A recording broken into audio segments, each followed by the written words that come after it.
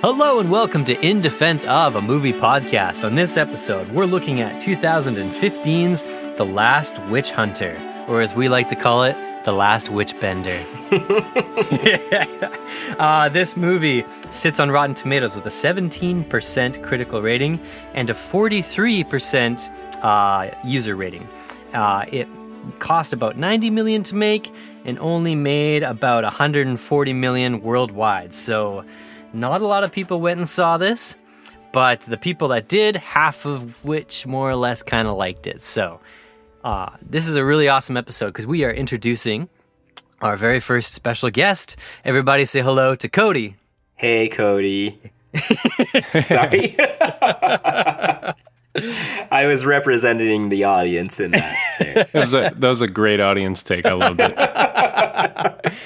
So Cody, as our special guest, we gave you selection of the movie for the episode. So I have a question: is why did you pick The Last Witch Bender? Well, I was kind of going through my movie collection a bit and trying to think of a movie to pick. And me and a coworker were actually talking about this movie because she herself has seen it. She said at least 11 times. 11 times. 11 times. And I came to think of it, I was like, I really wonder how good this movie actually did. Yeah. So I checked it on Rotten Tomatoes and I seen the score, and I was a little surprised actually by the critic reviews. Yeah, there's some pretty nasty reviews for this movie, and I'm actually quite surprised. I wanted to find this one that I read that kind of made me laugh out loud. This guy, Matthew Bond from the Mail on Sunday UK, said, "I was cursed with having to watch this buttock-numbing twaddle through which you spend most of your time wondering which is worse, the truly appalling script or the dreadful supporting performances." But I didn't really get that from watching this. I actually really enjoyed this movie. Me too. Yeah. I definitely like this movie more than a lot of the stuff that we've watched. So Cody, why don't you actually, here's what we'll do. Aaron, maybe unpack the cast for us, and then Cody, you can tell us what this film is about. Oh, okay. So we got Vin Diesel as Avatar Aang, the Last Witch Bender. No. Vin Diesel as Kaulder. Rose Leslie as Chloe, Elijah Wood as Dolan 37, Michael Caine as Dolan 36. Michael Caine. And I'm not even going to try to pronounce the one guy's name, Ula Ferdari Ofalson as, what is it, Belial? Belial. Yeah. And then Julie... Oh, man, I'm so terrible at these names. Julie Engelbrich as the Witch Queen. Part of the fun is butchering names. Yeah. Yeah. Well, there's some tough names on this one, for sure. Yeah. Excellent. And then we have a ton of supporting cast members. All right, so this is an interesting time. This movie was produced at a very, very interesting time because while it was being made, unfortunately... Paul Walker passed away during the basically this film was kind of slid into production when Furious 7 was delayed because of the unfortunate passing of Paul Walker. So this movie kind of came out of left field for a lot of people, I think. I've heard your passion. I've heard your support. You are really invested. It is important for me, as an artist, to understand what you think. What did you think when you saw the movie? I've been holding this movie for years. And I was stoked to watch this movie again because I had no memory of it. And I just finished rewatching the Fast and Furious saga. So I was ready for some more Vin Diesel. Did it feel like you're just watching Vin Diesel? Yeah, Vin Diesel is kind of a one-note actor, but he's like really good at it. So Cody, what is The Last Witch Hunter about? Basically, The Last Witch Hunter is basically about, it kind of goes back to an army of witch hunters battling, witches for centuries, which includes the main character, Kaulder. So it kind of shows the scenes at the beginning of him, all the witch hunters kind of fighting and whatnot, and the witch queen ends up cursing Kaulder with immortality, so he can't be with his wife and kids. And it basically kind of goes ahead kind of to present day, and kind of how he deals with his life with that, and eventually takes on the witch again. Yeah. So when we catch up with Vin Diesel, we kind of get introduced to this world like really, really quickly. He basically has like he has something called Dolans that have worked with him in succession over the years that are basically like his priest helpers who help him do all his witch hunting stuff. Oh, is that how you say it? Dolan? I think it's Dolan, yeah. Oh, okay. I could be wrong. I was saying Dolan. I don't know. Yeah, man, it's a pretty straightforward, compact little film, to be honest. Like, one thing I want to defend about this movie right off the top is that it's an original concept. This isn't a pre-existing comic or video game or TV show. This is straight out of nowhere. So it's pretty nice to see an original movie come out that took some chances and had some original stuff going on in it. I got pretty strong like John Wick vibes while watching this, with like the whole secret society of witch hunters and witches, and how there's kind of like a council. Yeah, and so this movie is apparently also loosely based off of one of Vin Diesel's D&D characters. Yeah. The character in Dungeons and Dragons, this might be too much, but in Dungeons and Dragons, there was never a witch hunter class, so to speak. But there was in the 80s, there was an aftermarket third-party book called The Arcanum. And in the Arcanum were various characters, and one of them was a witch hunter. And I was speaking with the original writer, Corey Goodman, I guess 6 years back or something. And we just geeked out, and I told him about this hybrid character that I had, because a witch hunter on paper is a hybrid character who's both a warrior and a spell caster, if you need to know. With a school of his magic lies in the school of mysticism, and this is way too much too geeky, but the idea, I think the genius of this story is the homage to a fantasy-like world while existing in a very familiar, like, contemporary setting. And that's what's so fun about this. Yeah, it's kind of funny. Like, Vin Diesel puts out, like, this tough guy attitude, right? But yeah, underneath the surface, I don't know. Like, you hear stuff about how he has, like, D&D characters and, yeah. I had this boss once who claims that he's been to some of Vin Diesel's like big Hollywood parties, and apparently he dresses in this guy. I worked at a theater once. That's crazy. And he said that Vin Diesel would like wear these like elaborate like fur coat costumes and have like medieval style buffet tables laid out and stuff. And so he's basically the actual person who portrays in movies. So from what I gather, Vin Diesel's super into like fantasy stuff, and this is like right up his alley. It's like you could tell that he like cared about it though. Oh yeah. Like as far as his acting and performance goes, like he's all in. He doesn't have like that Bruce Willis reluctance or anything. Like he is in. He is sold into this. So this movie was shot in Pittsburgh. There's a ton of stock footage in New York, but it is shot in Pittsburgh, which is kind of cool. I think the production was moved there because of a tax credit, so that's kind of interesting. Yeah, I don't know. This is kind of an interesting one to me, because when I look at that 17%, I kind of wonder... First off, I wonder why no one went and saw this. I think a lot of people don't really trust in Vin Diesel. Like, they all think of him as the Fast and the Furious movies. And if you're not a Fast and the Furious fan, I feel like people basically just make fun of Vin Diesel. Was it hard for you guys to not see him as Dom when you were watching this? No, not for me, because the first time I ever saw Vin Diesel in anything, it was pitch black. So whenever I see, like, that's my first experience with Vin Diesel. And, Yeah. Are you telling me you guys don't see Groot the entire time? Yeah, Vin Diesel was Riddick before he was Dom, for sure. Yeah, which is also he's got he's recently revealed that they've finished up work on the next Riddick movie script. Oh yeah, and I think they're going exciting. to his home planet Furia for it, so that should be pretty cool. Yeah, I remember watching that movie as a kid and just like thinking Vin Diesel was the coolest person ever. Yeah, right. He was super badass. Yeah. I wanted to shave my head.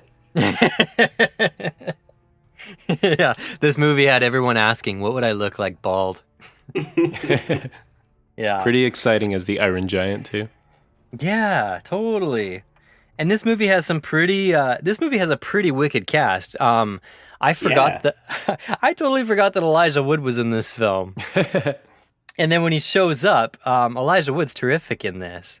Mm-hmm. Yeah, he's really good. He basically plays the successor, the 37th Dolan, who's supposed to take Michael Caine's place once he passes away. But it's a little more complicated than that in the movie because we're led to believe that Michael Caine has his Dolan has passed away, but in actual fact, he's been basically cursed, right? Mm-hmm. So then there's this whole dynamic where you basically have the Kaulder investigating what happened to Michael Caine's character, and these rumors about this witch queen that has returned, who was the original witch who basically cursed him way back when, right? Yeah. So it's pretty intriguing stuff.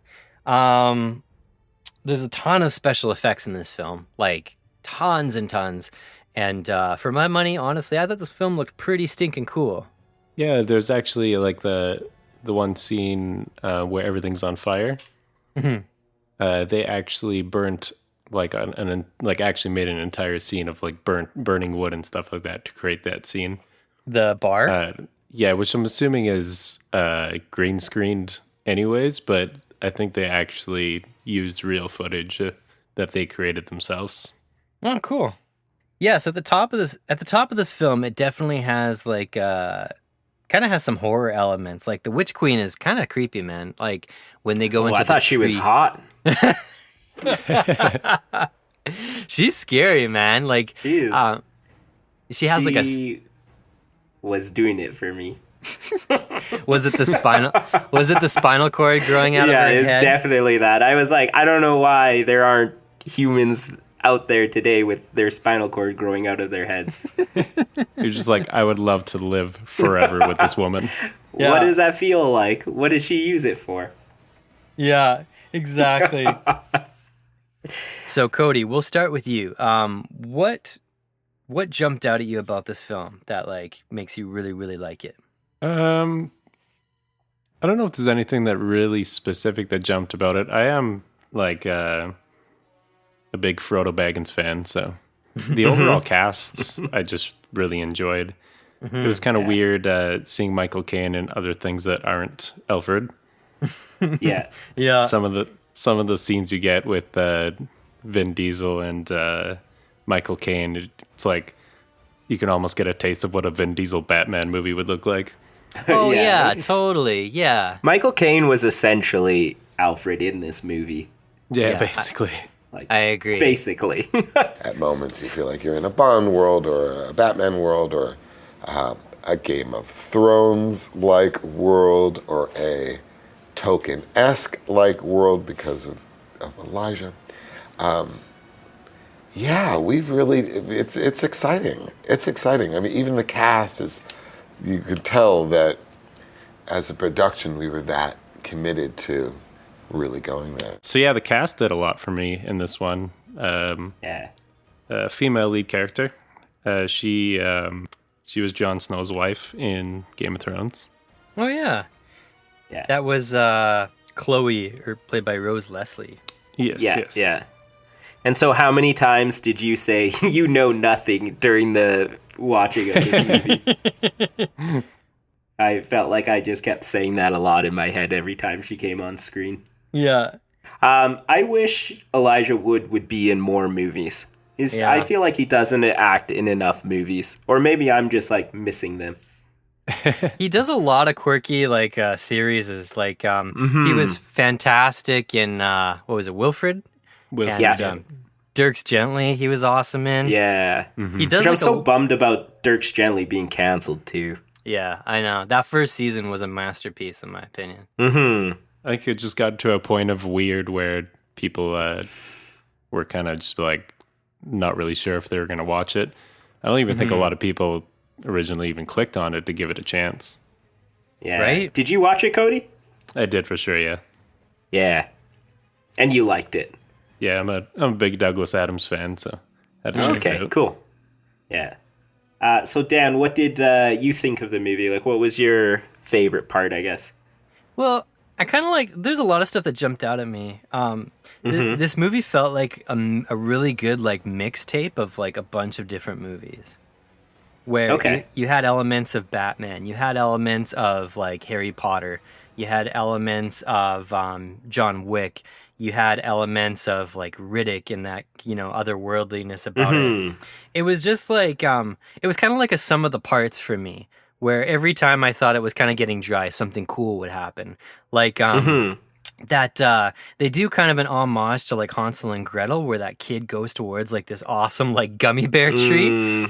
And it looks so dope. And then of course, Kaulder shows up and saves him from taking the stuff or whatever. Because it's an illusion. He's actually about to eat, like, some rotten fruit or something. But for me, like, this movie was just full of, like, all these little creative, original things I'd just never really seen before.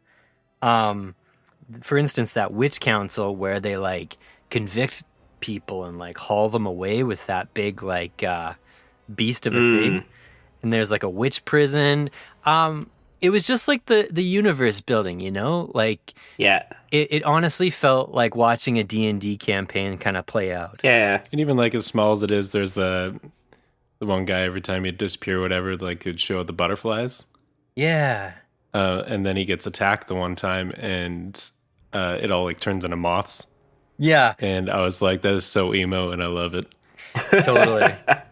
Yeah, this movie, it definitely has some, like, very, like, emo, gothy kind of stuff in it. Yeah. I like this movie because every time you think you have a feel for the universe they're building, they hit you with, like, a new element that kind of just, like, I don't know. The first time they mentioned the witch prison, I legitimately laughed out loud.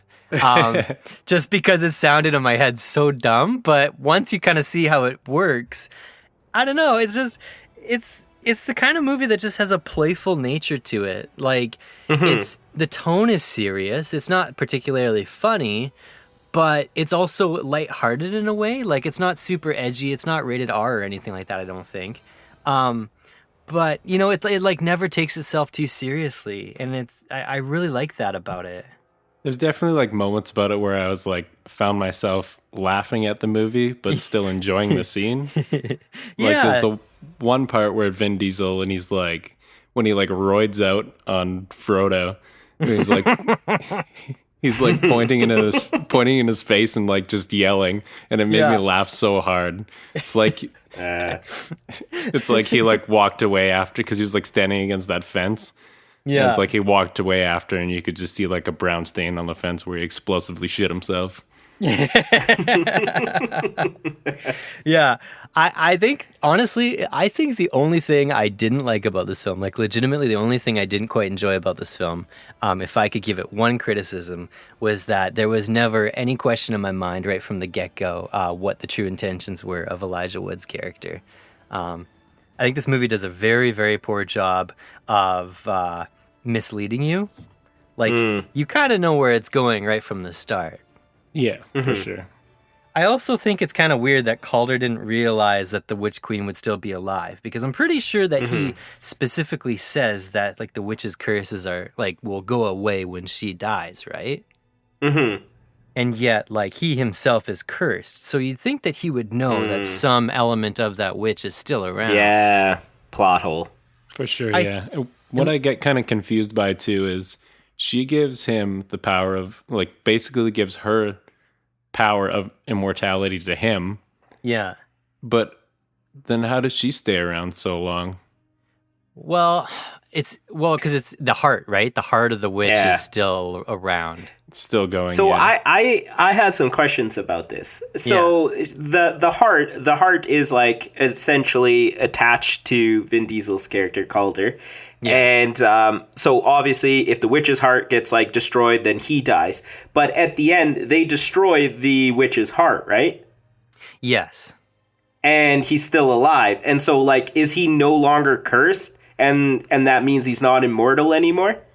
So I kind of interpreted it as like the witch's heart. The only way to kill a witch is to run through its heart with iron and fire or something like that. I think that's.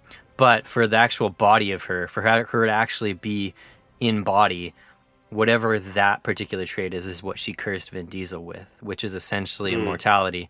But I think there was like a two-part to it, where like the heart is its own thing, but then her actual being is kind of another thing.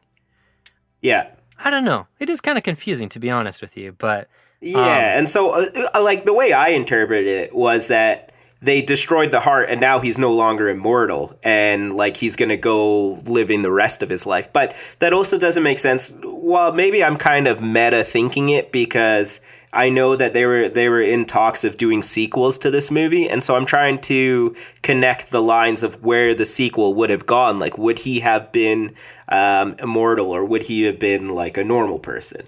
But they do the scene where, like, when they kind of meet up again near the end, where she is like basically like, "Thanks for holding my immortality," and she lifts the curse off of him so he could feel all the pain that she's about to give him.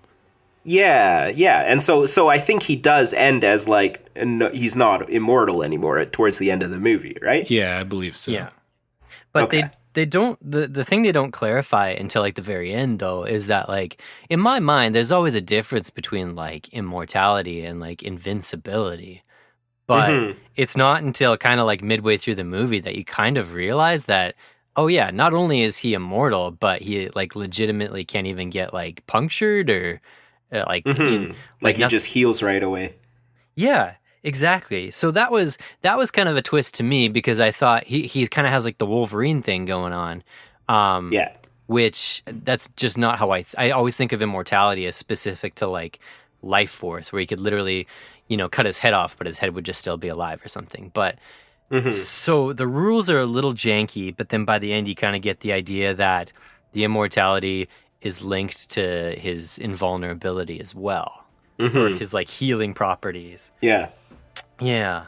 So again, another thing that it reminds me of is Wolverine now. It's just like a giant mixtape of ideas. What do you guys think the sequel would have been about if they came out with one? Because I feel like the Witch Queen or whatever is like a pretty badass villain, and like how could you top that? How could you make someone more menacing than a Witch Queen? I'm assuming that they'd basically just be like, oh, there was this other witch that was even more powerful from so much longer ago. His heart's still going. It's frozen in ice. Yeah. Or maybe like a warlock or something they could do. I always thought it'd be cool if there was another witch, like a daughter of the Witch Queen somewhere that's been like living in the shadows, and then the next movie would basically be a civil war between like the witches and warlocks and humanity. I don't know. I kind of the neat thing about this movie is because it's building its own lore and its own rules, they could essentially in one like throwaway line create a sequel. You know what I mean? Yeah.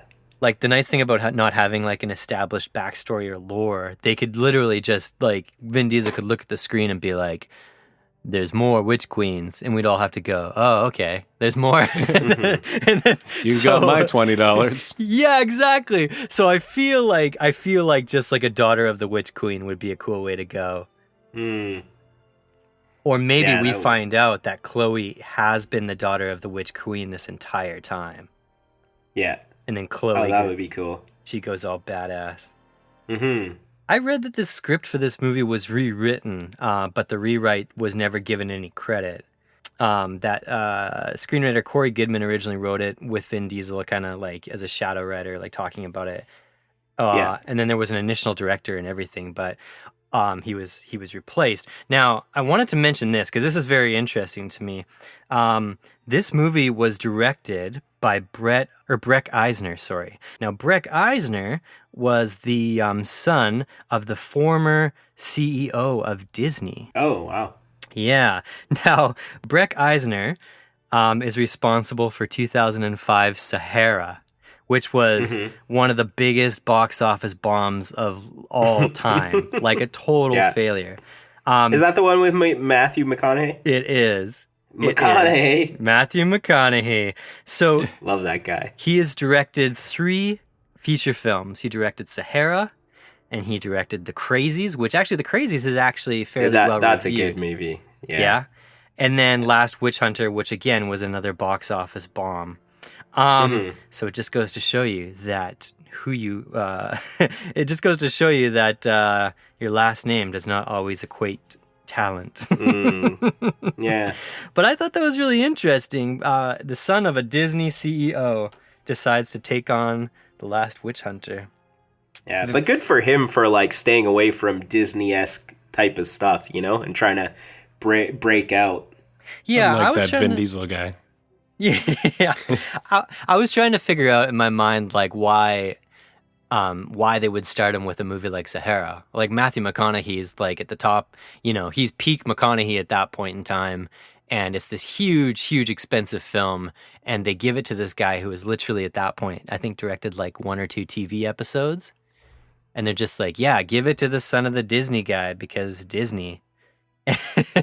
And then, the rest is history. I thought that was a really fascinating takeaway because I didn't expect that. You can tell from watching this that they definitely wanted it to be a series, hey? Like this movie, like they wanted to build a franchise on it? Oh, yeah. Yeah, they did. Yeah. Vin Diesel talked about it. Because it bombed so hard, so I don't think that we're going to see one, but like you never know. Maybe Vin Diesel in this older age of his career or whatever might come out with another one. Because does this almost seem like a passion project? Oh yeah, I think so, 100%. Yeah, I'd say so. Yeah, but like just being off of his Dungeons and Dragons character and whatnot.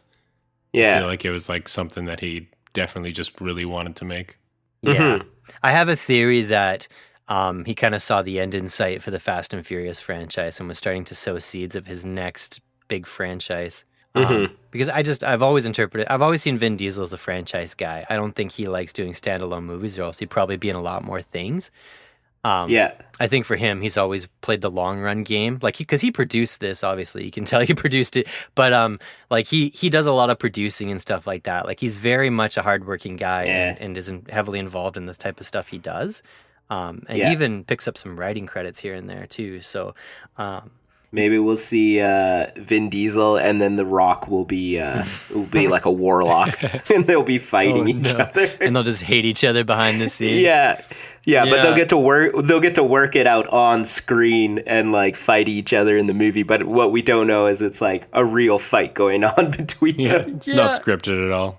It's just that. Then there'll be a Hobbs and Shaw style spin-off of like warlocks. Yeah. Question, do you guys think... Oh, sorry, go ahead, Aaron. I was just going to say, I'd be in for that. Yeah. Question, do you guys think that if this had been a big hit, do you think that Disney would have like snapped it up and corralled it, kind of like a Pirates of the Caribbean thing? I think this is a little bit out of Disney's like wheelhouse there. Because, I don't know, is there other stuff that's kind of has to deal with... like witches and warlocks and all that, and like purging people and I feel like the more and more I think about it, Pirates of the Caribbean, the series as a whole, has some pretty dark themes in it. So I don't know, it's hard to say. Yeah, I'd read it along kind of the lines of Pirates. With Pirates of the Caribbean, there's more than anything else, there's like a huge humor tone that goes throughout the movie, right? And this movie is definitely like more brooding and dark. So like that's why I say I just feel like it doesn't fit a Disney build. Well, if you've seen The Pacifier, Vin Diesel isn't really so good at comedy. Oh yeah, The Pacifier. I remember going to see that in theaters. Oh man, you're That one is- of the lucky few that saw it in the theater, hey? Oh yeah, I think I was actually working at a theater at that point in time too, so I probably just Okay. like picked it up one rainy day just for fun. Yeah. Yeah. Oh man, that's so great. That's probably one of his few standalone films. Mm-hmm. You'll notice that there's a formula to the Hollywood tough guy. It's almost like a rite of passage where at some point in time they have to do a family film. Yeah. For The Rock, it was The Pacifier, I think it was called. No, that was the Vin Diesel one. Oh, sorry, I'm thinking It the was Tooth Fairy. Tooth Fairy. Yeah, Tooth Fairy. Tooth Fairy. And so there's always the tough guy always takes a turn in the family role, and it's always like that fish out of water thing where you have like big muscly guy doesn't know how to make cereal. You know what I mean? It's like, or he has to fit in a minivan, and it's always like really low bar humor. Yeah. Yeah. Man, it's kind of weird the careers of like Dwayne Johnson and Vin Diesel here, because they do very similar things. Like they're both in those types of movies. They're both trying to get like franchises going. Like The Rock has, what does he have now? He has like the Jumanji series. He somehow attached himself to the Fast and Furious. Yeah. And then Vin Diesel's got obviously Fast and Furious, Chronicles of Riddick. And then he almost had this as like as a series as well. Yeah. I feel like, do you guys remember like any marketing for this movie whatsoever? Not really. From what I remember, this movie just kind of was like, I just saw a trailer, and then like a couple weeks later it was out. Yeah, this is interesting because this movie was released in October, so it was definitely billed as like a Halloween flick, right? This definitely feels more like a January film, though. Way more like just dump it in January, and not super confident about it. But can you explain that a little bit more? Oh, sorry. So, Like- almost every month of the year, in terms of release schedules, is structured around a major holiday or long weekend in terms of how studios perceive box office potential. So you'll have weekends like, say, Labor Day or, 4th of July weekend or stuff like that, where there's these big, you always want to put like your biggest box office potential movies on or near long weekends so more people will fill the seats. But January is historically the worst month for any movie releases because it's right after Christmas. Nobody goes to see movies in January, historically speaking anyway. So usually what a studio will do is they'll dump all the movies that they're not super confident in January, because you have one group of people who's like busy with family and holidays and is broke and doesn't want to go spend the money to go see movies.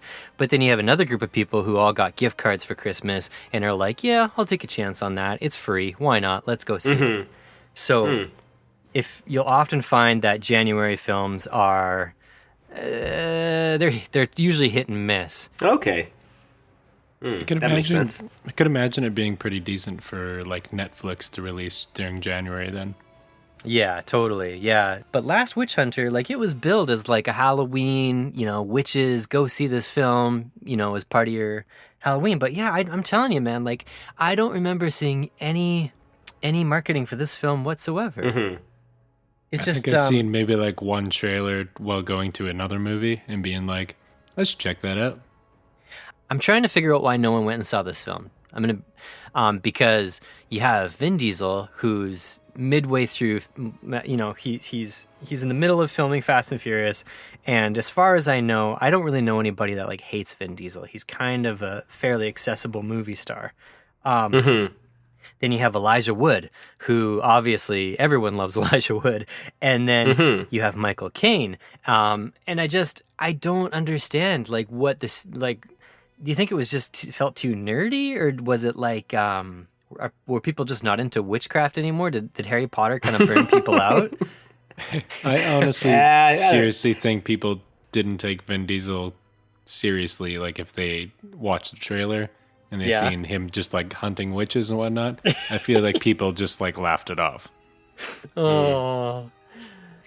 That's too bad. I kind of wish that this whole movie was like the beginning 10 minutes of it, where they're in like medieval times and they're fighting. Yeah. And like, I hope that one day Vin Diesel revives this series and they give us a prequel, and that's him like fighting, you know, like when his wife and kids, and like that whole story and background. Because like I love when they go into like medieval times and stuff, and they have those types of movies, anyways. Totally. Is it just me, or did Vin Diesel did Kaulder have an accent at the very beginning of the film? Oh, I didn't notice it. Because I didn't really notice anything, but it could, like, you could have something and then just adapt over living through so many years. Yeah, because I loved the modern day introduction of him, where he's on the flight and he stops that one witch from like causing a airline disaster by playing with those runes that controlled the weather. I love that scene, and the way he like winks at that kid and kind of smiles, and just like he just seems so likable, you know? And yeah, but then it's totally ruined and followed with that air hostess or whatever, the flight attendant. Yeah. If I could wish one thing for this movie, like if it was remade or in the sequel, I would love to see more of that lighter side of his character. That's more charismatic, you know? Yeah. I agree. I really liked his character and the way he went, and he seemed like such a family man. But then, that like flight stewardess just scene kind of ruined it for me, and it just made it seem like he was went back to like his ape brain, or like Dom from Fast and Furious. And if I could cut one scene out of this movie, it'd probably be that one, because like it just made his character look scummy more than it did like anything else. Yeah, he goes from like being this charismatic, likable, wink at the kid, you know, be kind to this witch and show impartiality, and next thing you know, he's like boning a flight attendant. yeah, exactly. And he just, what does he say to her? Like, I've like been around, or something like that. Yeah, he uses some party trick on her. It's so bro-y and like, like definitely. There's a few bro moments that happen in this movie for sure. Yeah, man. But you know what? I really don't fault Vin Diesel for that. I don't, because like I feel like exactly. I feel like a more competent writer director could seriously knock this source material out of the park. Yeah. Like even coming down to the one point with the secret door where he like fist pounds it to open it. Yeah. Oh yeah. I love secret like weapon rooms in movies. I think my favorite has to be probably Kingsman. Kingsman is the best for sure. Kingsman, yeah. Yeah, everything's just so like ornate and beautiful. Yeah, if I ever like come into an enormous sum of money and have like a eccentric mansion or something, I would definitely have a weapon room where you like pull a book and the wall flips over and it's just like umbrellas that explode and stuff. Yeah. I feel like that's every kid's dream, is to have like some secret room. Yeah. You go through like a tunnel and you get into this like, a secret room filled with your most prized possessions. Yeah, totally. So, I definitely thought you were just thinking about how you think every kid thinks about having a secret murder room. Well, you know, the secret room is the beginnings of the secret murder room. Yeah, I'm going to have a shed in my backyard where I keep all my murder tools. Yeah. It sounds like the best D-rated horror movie ever. Yeah. Secret murder room. So I wanted to talk really briefly just about the Witch Queen's endgame, because basically she alludes at the beginning of the movie that like witches were on Earth first, or they were there first, and their whole beef with humanity is that humanity's kind of like, they almost express that witches think that humans are ruining the planet or like taking it over from them, when they're more so like the pure they were there first kind of thing. So she's created this thing called the Black Plague, which is essentially is gonna like wipe out humanity, right? And Kaulder stops it in the past, and then ultimately that's what they have to try to stop in the present day in this movie. So I kind of wanted to get your guys' thoughts on what you thought of the lore building, like where you think these witches came from originally, because I thought that was kind of cool.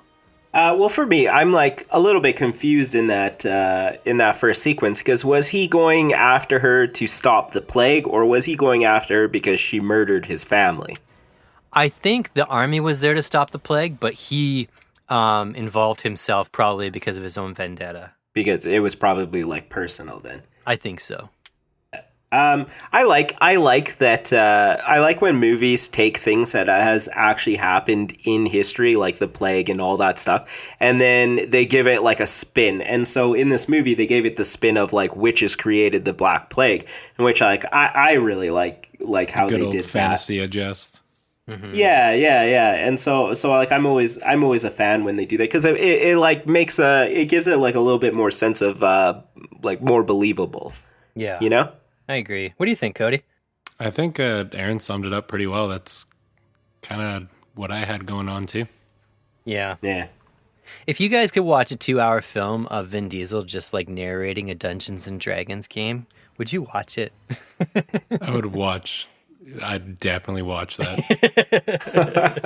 With that voice, that iconic voice. Maybe turn all my lights off, put some candles on. Yeah. Okay, so I have another question. When like it shows the flashback and he finally like gets back into his memories, and sees like the day that he died and then gets resurrected, and they save the heart.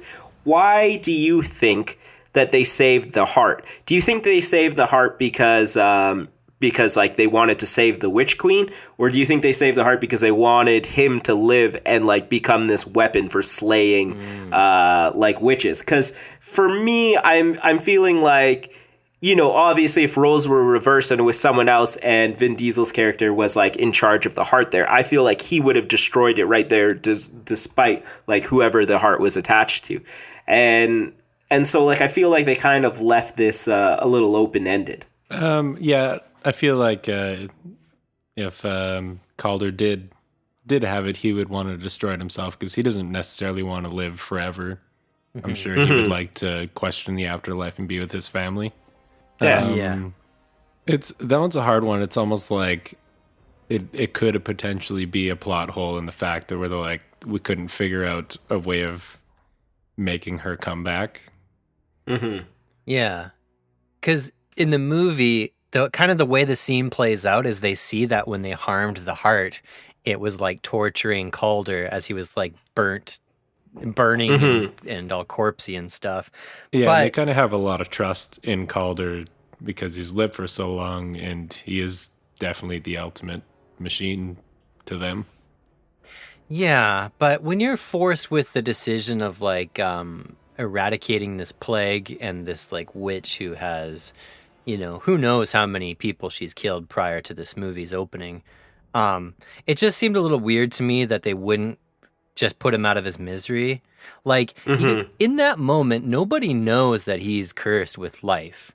They're amazed that he's still alive, but they have no idea that he's been cursed with immortality. So you would think in that moment, then when they're like, oh man, when we stab this heart, it's hurting Kaulder, you'd think that they would be like, frick, put him out of his misery. He doesn't even have like a scalp anymore. Like, he's dying. So it seems really weird to me that they wouldn't just finish off the heart right then and there. And they're just like, yeah, let's put some polysporin on him and hope he gets better. And they this is where I'm think about like, are they keeping it to research it?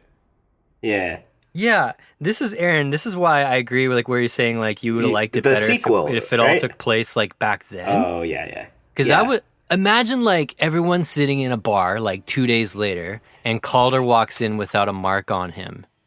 It's all healed up, and everyone's like, "Oh, hey, maybe we should have actually destroyed that heart. Hey, Kaulder, you want to talk about why you look completely normal now? Because last time we saw you, your eyeballs were hanging out. Like, I don't understand how that played out. Did he just leave the country when he realized what was going on?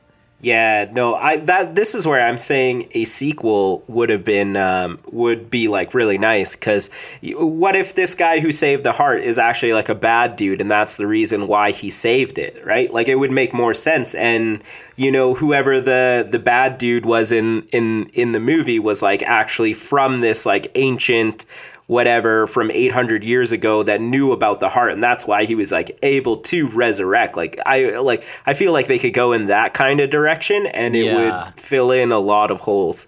Totally. This is so refreshing to me. It's so nice to be able to talk about a movie that's this ambitious that doesn't have like any ties to anything else. Because you can totally brainstorm it. Like, if it's one thing about Vin Diesel's movies that I've noticed is that they all have really big world building and lore attached to them. Like, Chronicles of Riddick is like bursting at the seams with all the different ideas they tried to jam into that film. And I still like it quite a bit. But like, and even the Fast and Furious franchise, like if you were to watch the 7th or 8th one and hadn't seen any of the previous films, you'd be like super lost as to like who's who and what allegiances everyone has and stuff. All the backstabs. Who's family and who's not. Man. Yeah. I'm definitely a fan of this film, and I want to see more, and I want to see it in the hands of a more competent director who isn't like this movie, you know what this movie was? This movie fell victim to nepotism. That's all it really was at the end of the day. Yeah. Yeah. And honestly, I feel like a sequel could totally do this thing justice. I hope that Vin Diesel does, just like, because we might get it. Because like, what is it? He just finished doing. Is it Fast 8 or Fast 9 now? I don't know. It's gonna be Fast 9 next year. Okay, and then he's also doing the Chronicles movie as well, right? Yeah. So he's got 2 big movies about to come out here. So who knows what's going to happen? Because they're saying for the Fast and... Sorry? I'm assuming he's got some voice work to do for Disney Plus too. Oh, for all the Marvel series that are coming out too, because there's lots of animated things going on that I'm sure he's a part of. Yeah. So hopefully he has enough time, because the Fast and Furious franchise, like, I think this is I think he's doing like, it's going to be the last movie, but then it's going to split off into smaller movies. Yeah.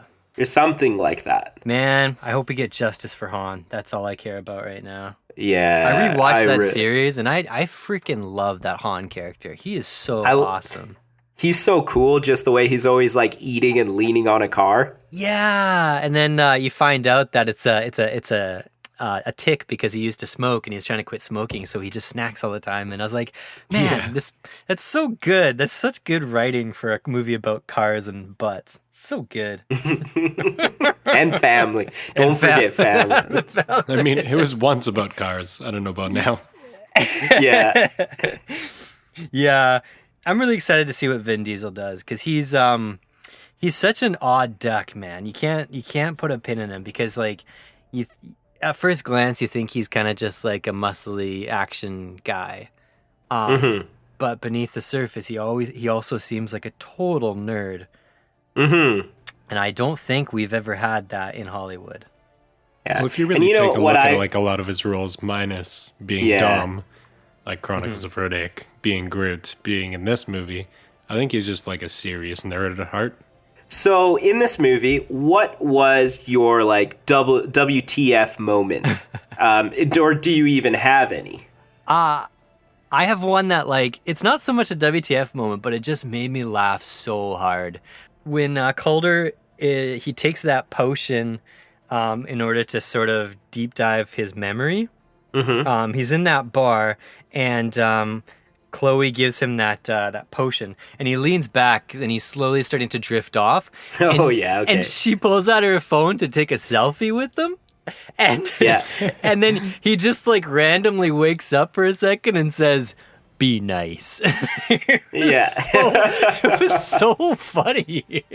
Oh man, I don't know why it hit me, but it was just so funny that I literally rewound it. I rewound it and watched it again. It was just like, first off, why is she taking the photo? Like, she thinks he's a fascist. She calls him like an immortal fascist or something like that. And then next thing you know, she's like taking his selfie with him. And I was like, what's going on? Might be a fascist, but definitely a celebrity. Yeah, exactly. Just like, I'm gonna get some clicks off this guy. Yeah. Cody, what about you? Was there anything that like jumped out at you? I think there's a million weird things in this movie, but I think I'd say that probably like the funniest moment that I found was Michael Caine's character when he comes back to life near the end, and he's standing in the office and the fly comes through. And he just like gives it a good smack with the book, and he just looks at the camera and he's like, "Try doing that with an iPad." Oh yeah. It was just like, He looks like right at the camera. literally tears of laughter. Yeah. Try doing that with an iPad. He's so like old school, anti-technology. Oh, that's good. Yeah. It's such a funny, like, it almost made this movie seem kind of dated, that one line.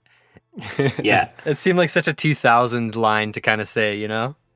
Yeah, I feel like 2015, or when this movie came out, like everybody had iPads by then. Yeah. It's Yeah, I pretty don't know funny. how much they like super updated it, because I think it was I think I seen it was like a list of 2010 scripts unmade, and it was like one of the most liked scripts on there.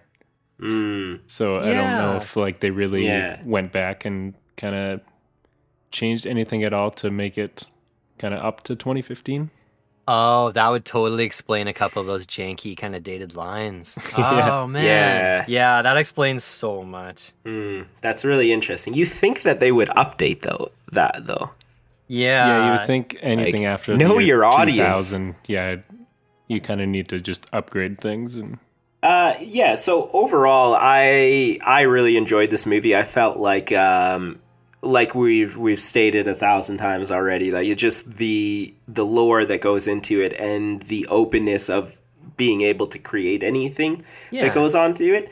I also personally really like the twist with Elijah Wood, that he was actually like a bad guy or whatever. Yeah.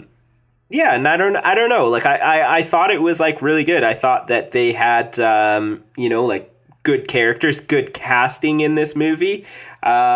I wouldn't say like the acting, like it is a Vin Diesel movie, so in terms of acting, like it's as good as it gets, kind of thing, right? Yeah. But yeah, they did a lot of cool ideas, played with like a lot of things, and yeah, overall, like I really enjoyed it. Yeah. Totally I'm a agree. real 60-40 on it. Cody, how about you? yeah, as an overall, I really enjoyed the movie. Like, as I said before, I think the casting was perfect for this thing. Yeah. Everyone's a decently well-known actor. I'm kind of a sucker for anything fantasy. The thing with being like a big fantasy fan is you can give a little and you can kind of take a lot from it, rather how cheesy or whatever it is. It kind of takes like a very, very kind of special kind of person to appreciate all those kind of weird fantasy things. Totally. Yeah. And I feel like I'm kind of one of those guys where you can kind of show me anything, like when they have the big wooden creature or whatever that's like trying to take them down and stuff like that. It's just little things like that. Yeah. That you can add in there just to, please any fantasy fan of sorts. Yeah. This movie is an hour and 46 minutes long, so it's under 2 hours long. It's a very, very quick film for how much is going on.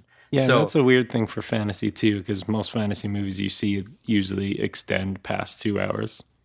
yeah, exactly. It's so like what I'm gonna do is I'm gonna rapid fire say a bunch of different things that show up in this film.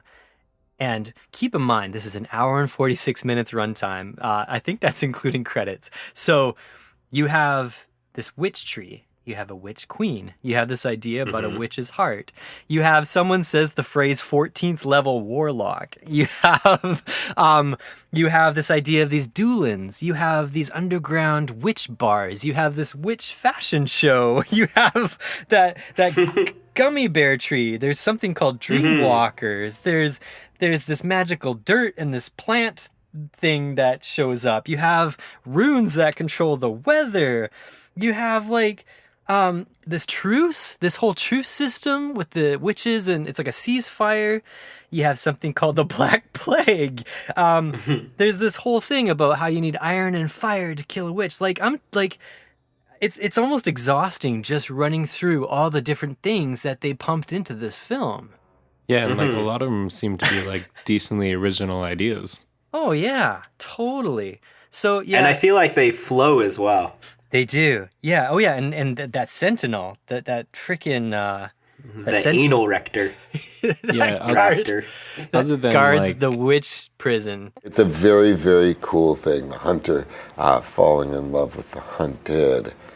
I think really sets up this franchise. This movie really is a franchise starter in so many ways.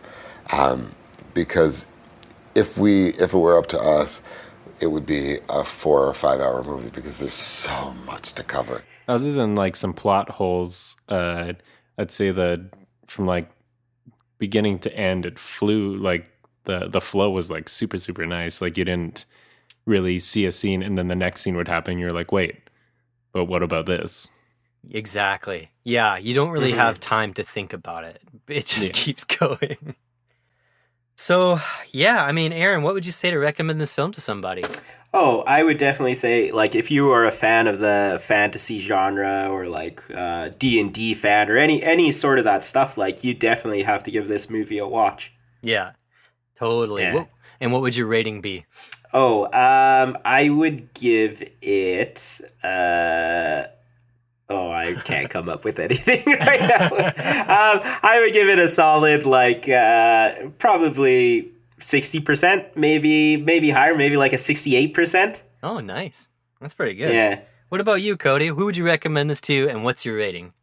I would definitely have to recommend this to, I'd say, serious fantasy fans only. I think it definitely has a very, very certain audience for it. Yeah. I wouldn't really recommend it to just the regular kind of movie watcher as much. They might not find as much value about it. Yeah. And what would your rating be? If we're giving a percentage out of 100, I think I can mark it around, I'd give it about a 65, 70. Yeah, I'm right there with you guys. I would definitely recommend this if you're a fan of fantasy. I feel like it alienates a little bit of people with like its lore building and all that kind of stuff. I would give this movie a solid 6 Dolans out of 10.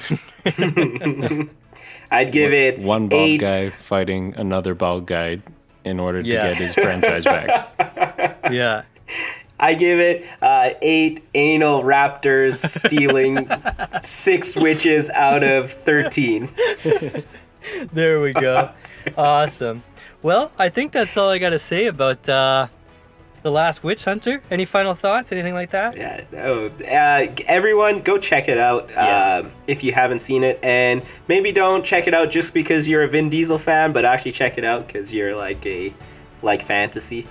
Well, guys, Last Witch Hunter. Check it out. If you're into Vin Diesel and you're into fantasy, I think you'll be really pleasantly surprised with it. If it's one of those movies that you never really gave it a chance before, or you just haven't seen it in a while, I was pleasantly surprised with it. I certainly don't see 17% when I watch this. I think a lot of critics were super hard on it for no good reason. And yeah, no one really went and saw it. But honestly, I feel like in 2019, this movie is certainly worth a watch, and I think it holds up really well. Yeah. Go watch it so we can recreate a fan base and get a either sequel or prequel to this. Yeah, because Vin Diesel, he listens to his fans for sure. Like he's always been the kind of guy who's very plugged into fan feedback. I mean, especially if it's going to be like something that we feel is a passion project for sure. Like if he's people are loving this. Yeah. Yes. There's like a good chance that he's gonna work out something. Yeah. We need more Kaulder. Need more witch hunting. All right, guys. Well, thanks so much for joining us for today's episode. Let us know what you thought of today's episode.